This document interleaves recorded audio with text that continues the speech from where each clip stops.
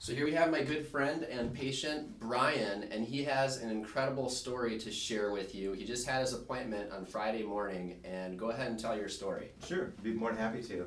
So this New Year's started out in a casual way for me, and we went to a restaurant to be able to get something to eat, played a little bit of cards, and people came in and out, and we were listening to multiple conversations, and I noticed there was a man and his wife sitting across, and they were having a great conversation, as a lot of people were. And so after we finished a set game of cards, the restaurant left and people started to empty the restaurant, and it was about time to go.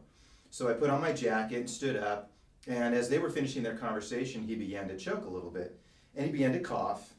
And I was, okay, maybe something's going on, maybe there's some food being stopped, I need to just wait for a second. So the gentleman turned, and he started to cough a lot, and then his face turned beet red, and he coughed, and I thought, he's got a piece of food stuck. I may need to do the Heimlich maneuver. I've never done that before, but I read about it.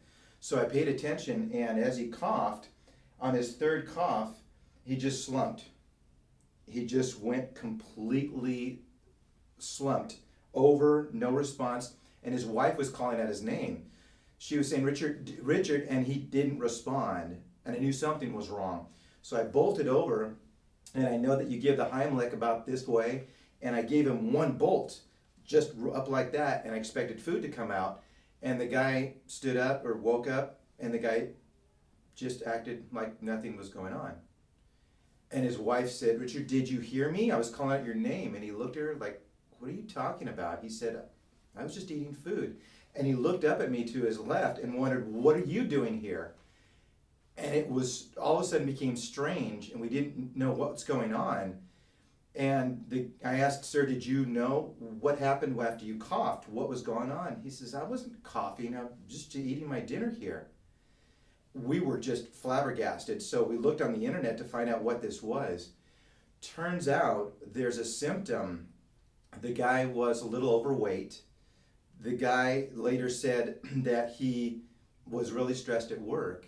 There's a symptom where the blood pressure will drop, and it will cause coughing and a red face because the blood pressure drops. Then the next thing that happens is that your heart stops because there's no blood going to it.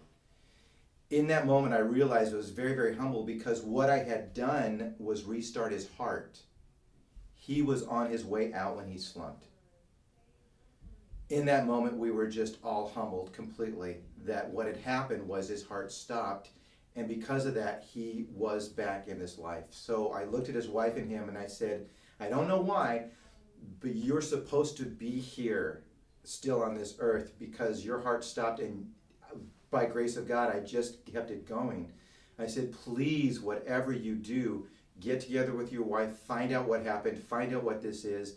And he looked at her and he said, remember that stress I was telling you about at work? Maybe that's what it was.